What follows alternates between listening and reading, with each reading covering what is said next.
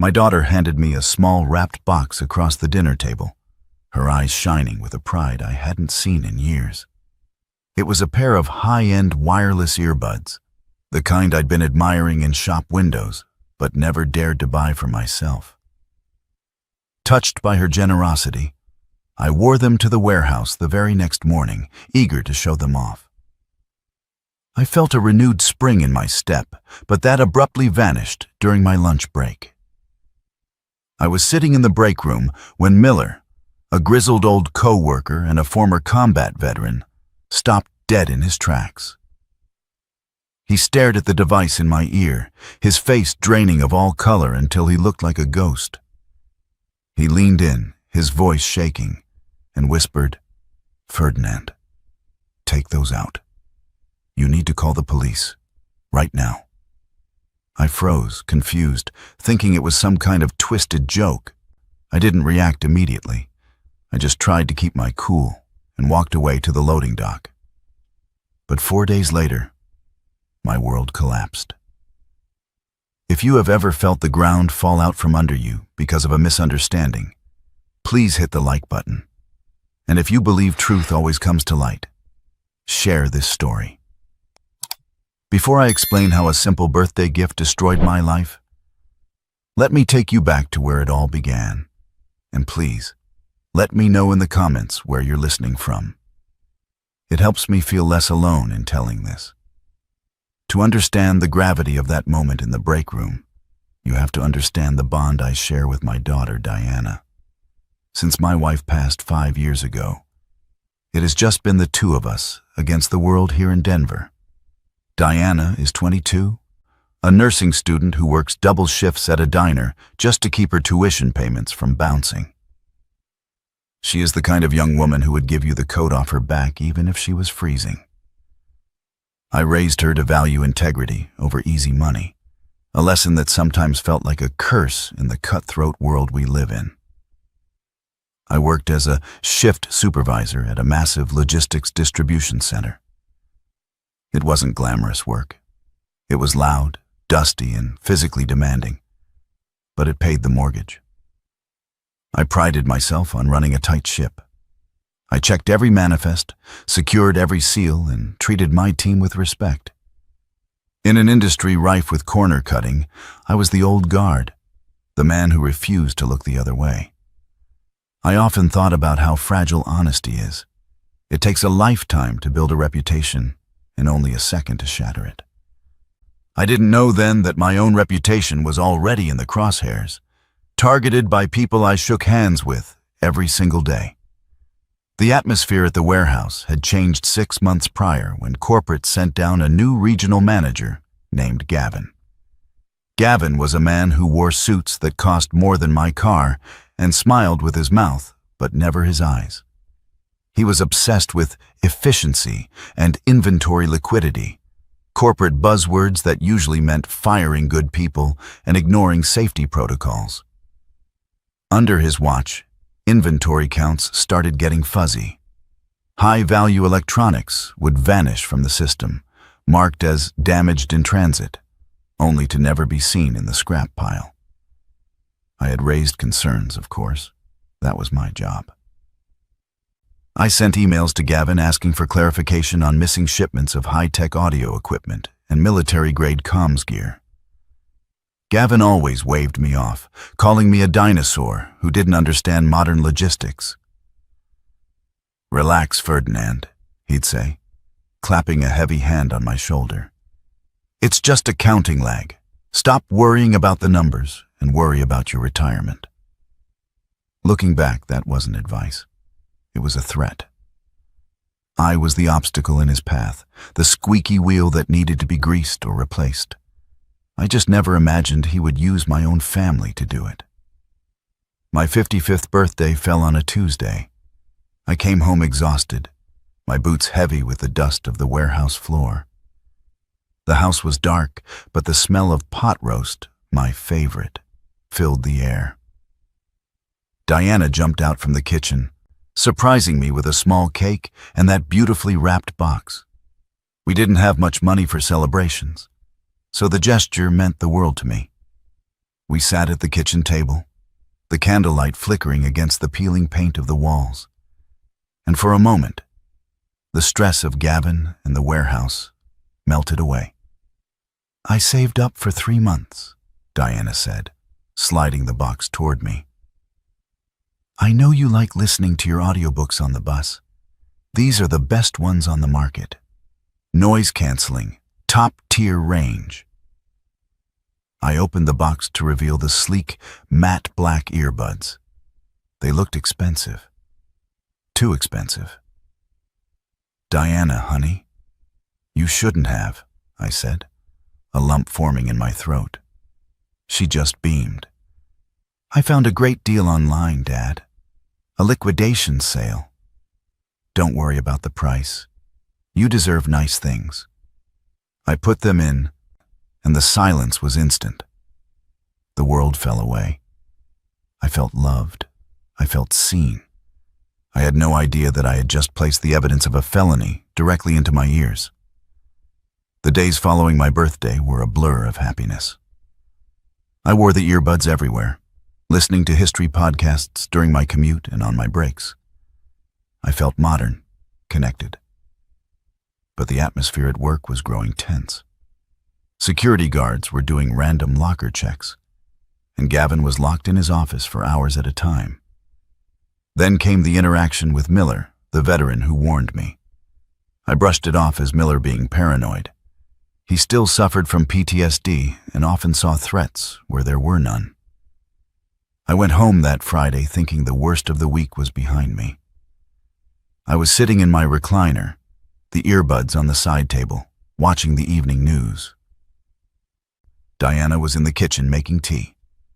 Suddenly, the front door exploded inward. A SWAT team, gear heavy and weapons drawn, flooded our small living room. I was thrown to the floor, my hands zip-tied before I could even draw a breath. I screamed for an explanation, my heart hammering against my ribs like a trapped bird. They weren't looking for me. They marched into the kitchen and dragged a terrified Diana out in handcuffs, reading her rights for grand larceny and trafficking of restricted military technology. If you have ever felt the crushing weight of injustice, watching someone you love suffer, please subscribe to this channel. We are building a community that stands for truth, and your support helps us tell these stories. The scene was chaos. My neighbors were on their porches, phones out, recording the disgrace of my life. I was released on sight, but Diana was shoved into the back of a squad car, her face pressed against the glass, sobbing, mouthing, "I didn't know, Daddy, I didn't know."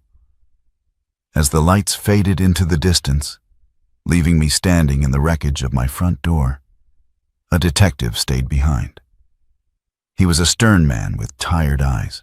He picked up the earbuds from the side table with a gloved hand and dropped them into an evidence bag. "Do you know what these are, Ferdinand?" he asked. "These aren't consumer electronics. This is a prototype communication set stolen from a military shipment your warehouse was supposed to secure last week. They have built-in trackers, and your daughter's credit card is tied to the purchase from a black market fence we've been tracking for months." My knees gave out. I collapsed onto the sofa. The liquidation sale Diana had found wasn't a sale at all. It was a trap. But how did a 22-year-old nursing student accidentally buy military prototypes? It didn't make sense. The pieces didn't fit, unless someone made them fit. The next morning, I arrived at the police station before the sun came up. They wouldn't let me see her. They told me she was being processed and that the federal agents were on their way. Federal agents. The words tasted like ash in my mouth. I needed a lawyer, a good one, but my savings account held less than $2,000. I called every public defender listed in the phone book until one finally agreed to meet me. He was young, overworked, and smelled of stale coffee. But he was all we had. I went to work later that day, not because I wanted to, but because I needed answers. As soon as I scanned my badge, the red light flashed. Access denied. A security guard, one of Gavin's new hires, stepped out of the booth. "You're done here, Ferdinand. Gavin wants you in his office to sign your termination papers. Escort required." I was marched through the warehouse floor like a criminal. The eyes of the men and women I had supervised for a decade burned into my back. Some looked away in shame. Others looked at me with disgust. Rumors travel faster than light in a warehouse. They all thought I was the thief. Gavin was sitting behind his mahogany desk, looking mournfully at a stack of papers. It was a performance. "I'm disappointed, Ferdinand," he sighed, not even offering me a seat. "I always knew you were struggling with retirement funds. But to involve your daughter in a theft ring? Stealing from our military contracts? That's a new low." "I didn't steal anything, and neither did she," I said, my voice low and dangerous. "She bought a gift online. She's a victim." Gavin chuckled darkly. "The paper trail says otherwise. We found digital logs on your workstation, Ferdinand, accessing the secure cage codes. It looks like you pulled the product and she fenced it. The police have the logs. It's over." He slid a paper across the desk. "Sign this. It admits nothing, just acknowledges you're firing for cause. If you sign, maybe the company won't sue you for civil damages on top of the criminal charges." I looked at his smug face, the face of a man who had won. I realized then that the accounting lag wasn't lag. It was a setup.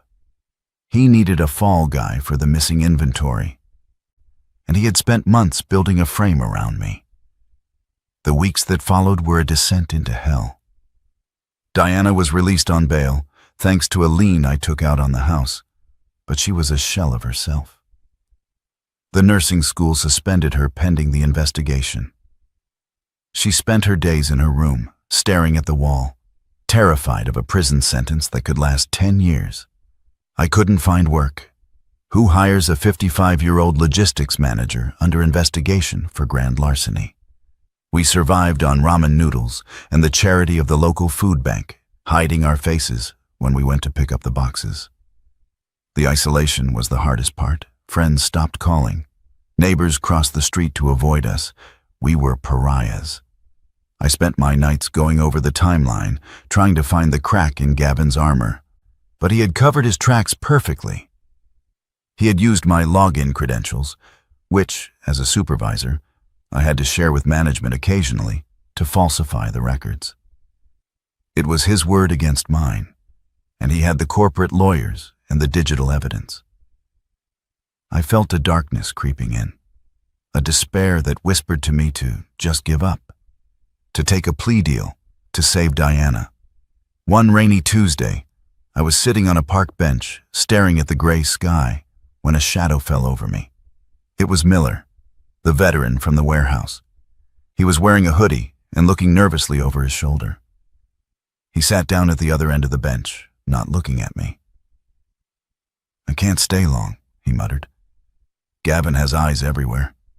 He fired the night security team and brought in his own guys." "Why are you here, Miller?" I asked, too tired for anger.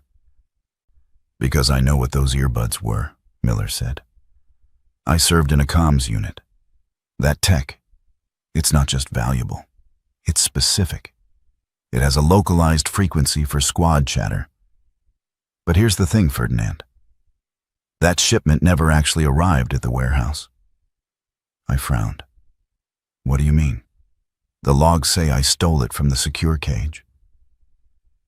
"The logs are fake," Miller whispered. "I worked the receiving dock. I saw the manifest. The military crates were light, empty. Gavin didn't steal them from the warehouse. He stole them before they got there, or he's working with the supplier. He planted those specific units online for your daughter to buy. He targeted her IP address. He fished for her." Miller's words lit a fire in my belly that I hadn't felt in months. It wasn't just a frame job. It was a predator hunting his prey. Gavin had stalked my family's digital footprint.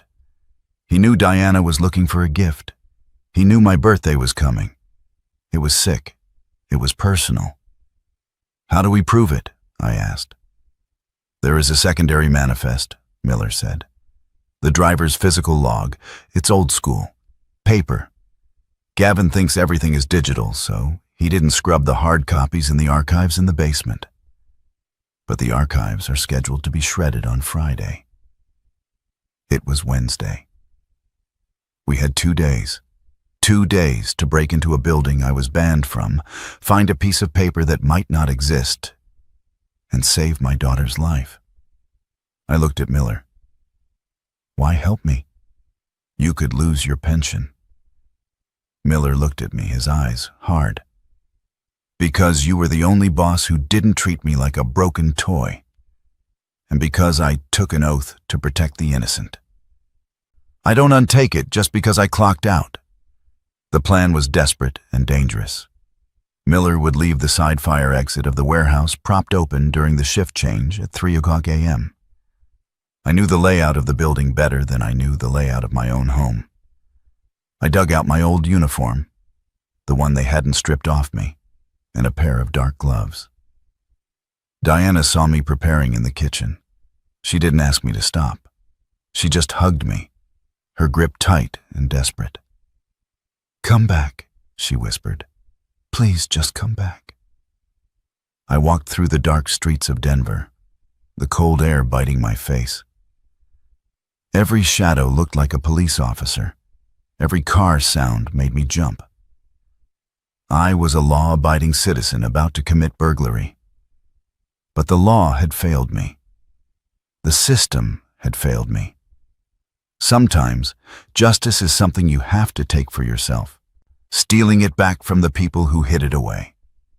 I reached the warehouse perimeter. It loomed against the night sky like a fortress. I slipped through a gap in the chain-link fence that I'd meant to report for repair months ago. Ironic how my own oversight was now my salvation. I waited by the dumpsters, the smell of rotting cardboard and oil filling my nose. At 3 a.m. exactly, the heavy steel door clicked and cracked open an inch. Miller was good to his word. I slipped inside. The warehouse was a cathedral of shadows. The hum of the refrigeration units was deafening in the silence. I moved toward the basement archives, keeping to the blind spots of the cameras I had helped install. My heart was thundering so loud, I was sure it would trigger the motion sensors. I reached the archive room door. Locked. Of course. I pulled out a tension wrench, a tool from my hobbyist days, and went to work on the lock. Sweat dripped into my eyes. 1 minute passed. Then 2.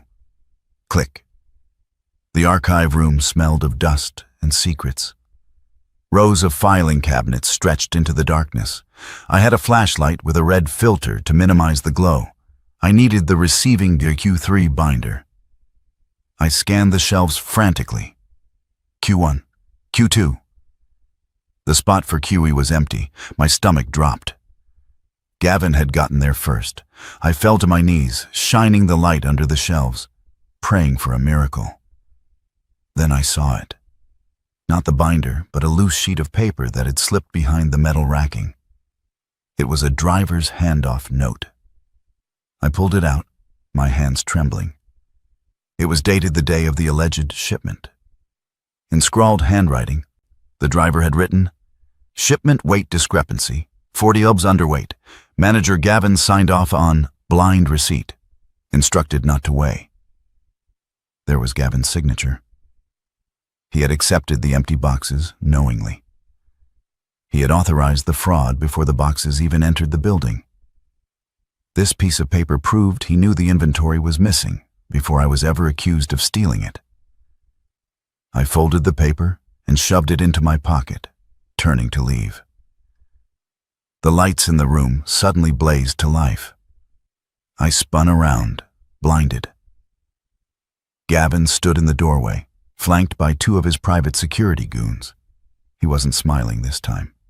He was holding a taser. "I knew you'd come back, Ferdinand," he spat. "Rats always come back for the cheese. Miller is a terrible liar. I saw him on the camera propping the door." My blood ran cold. "Where's Miller?" "He's being dealt with," Gavin said, stepping forward. "And now, so are you. Breaking and entering? Industrial espionage? The police are going to find you here, resisting arrest. Whatever happens next is self-defense." The guards moved in. I was 55, not a fighter. But I had a daughter to save. I threw the heavy metal tape dispenser from the nearest desk at the fire alarm pull station on the wall. The glass shattered. The klaxons began to scream. The sprinklers overhead burst open, drenching the room in a chaotic downpour of dirty water. In the confusion, I ran. I didn't run for the door. I ran for the server room. The water was soaking everything, creating a fog. The guard slipped on the wet tile. I slammed into the server room, locking the heavy door behind me. I knew it would only hold for minutes. I pulled out my phone and took a high-resolution photo of the document. Then I did the one thing Gavin didn't expect. I didn't call the police. I called the military liaison number listed on the emergency contact sheet pinned to the wall, a number I had memorized years ago for critical incidents.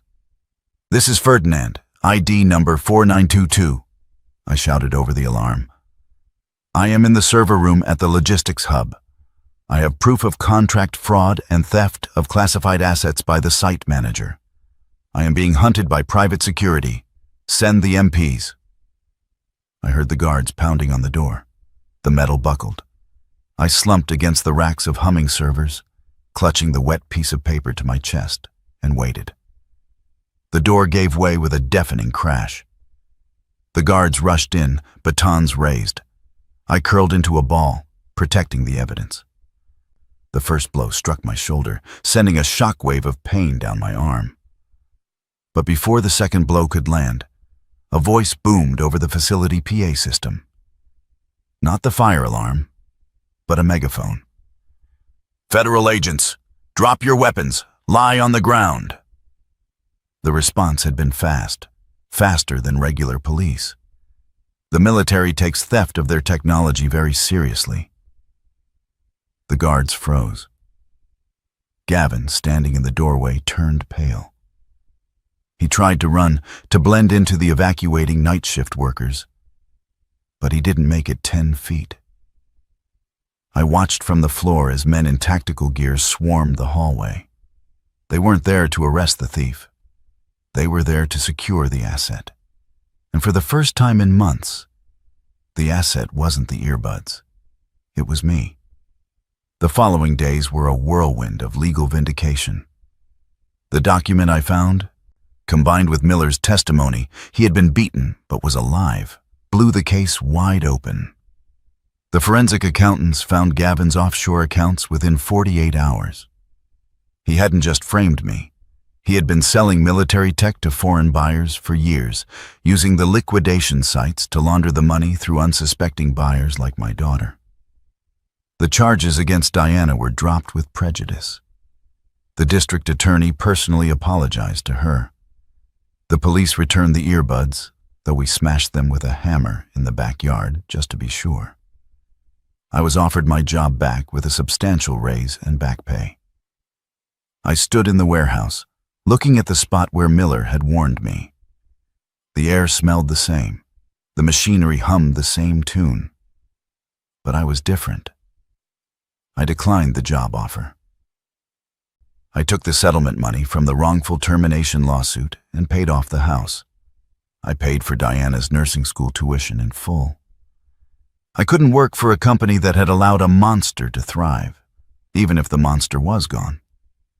Miller retired too. We meet for coffee every Tuesday. We don't talk much about that night. But there is a silent understanding between us. We are the survivors of a war fought in the aisles of a logistics center.